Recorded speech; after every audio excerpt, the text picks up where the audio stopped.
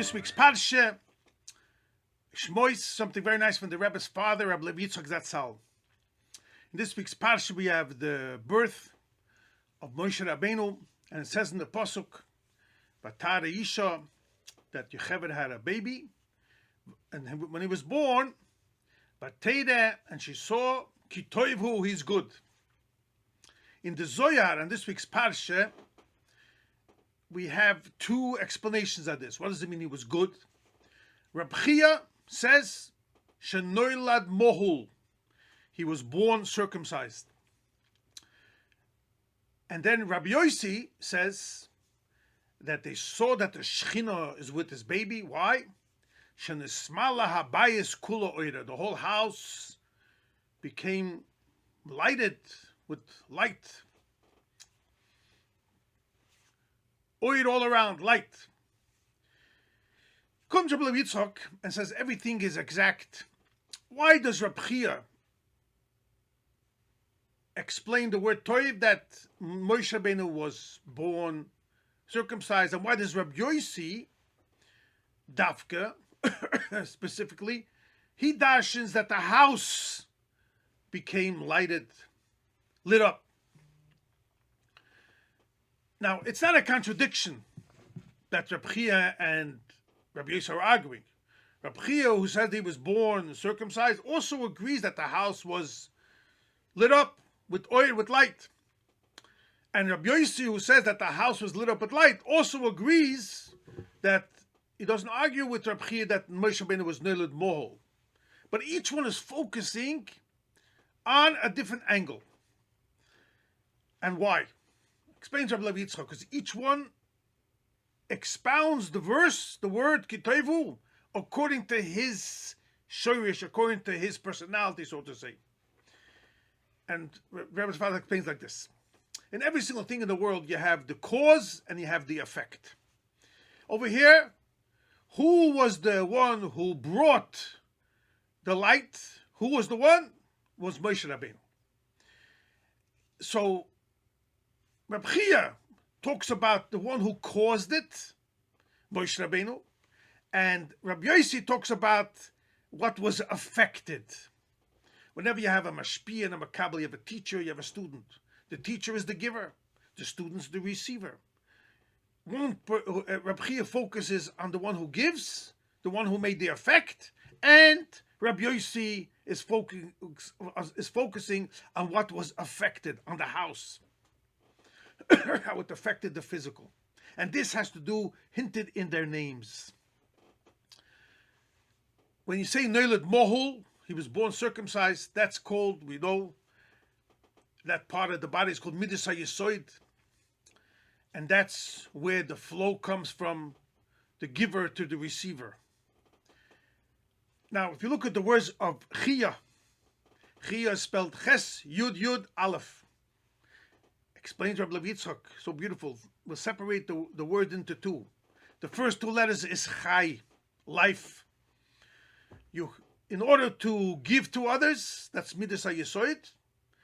Whether it's a person wants to give to a poor man some charity, the giver has to be alive, has to be Chai. That's the term in the Gemara, Eva Mes. If you have that organ that's dead or not alive, it won't give any energy, any flow. So it has to have chai, chayis, that could give. So Midas HaYesoid is connected to chai, to life. And what's the connection there? What kind of life is it? That's the other two letters, Yud and Aleph. Yud and Aleph is an acronym, is a Rosh Tevis.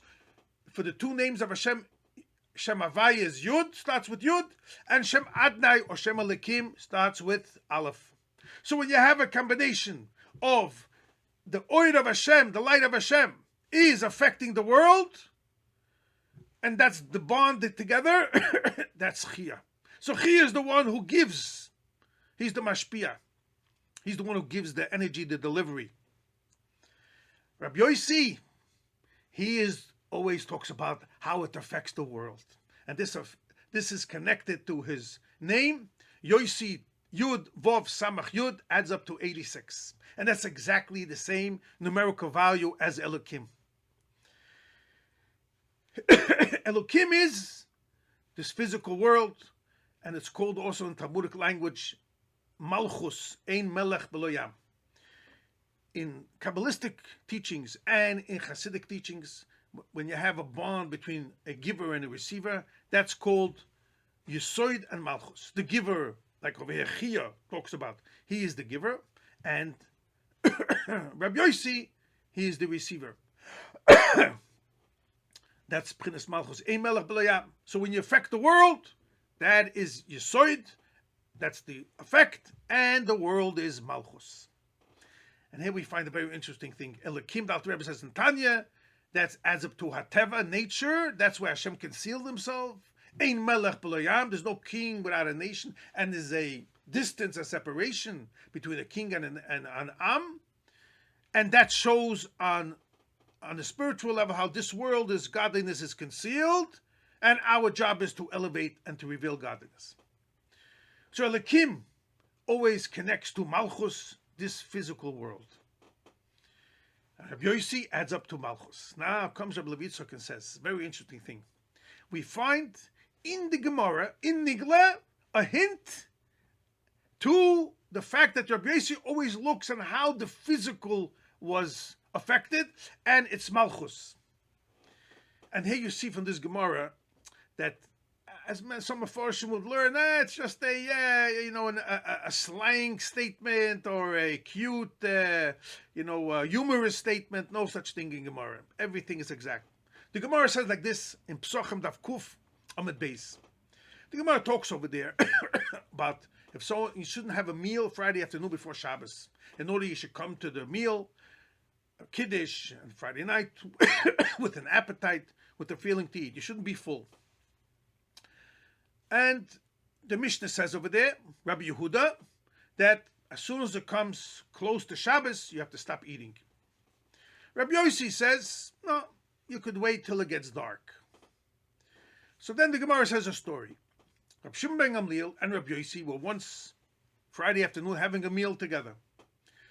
It became Shabbos. It wasn't dark yet, but it came time for Shabbos. And Rabbi Shimon ben Gamliel tells Rabbi Yossi, should we stop to eat because we should follow the opinion of Rabbi Yehuda, which disagreed with Rabbi Yossi?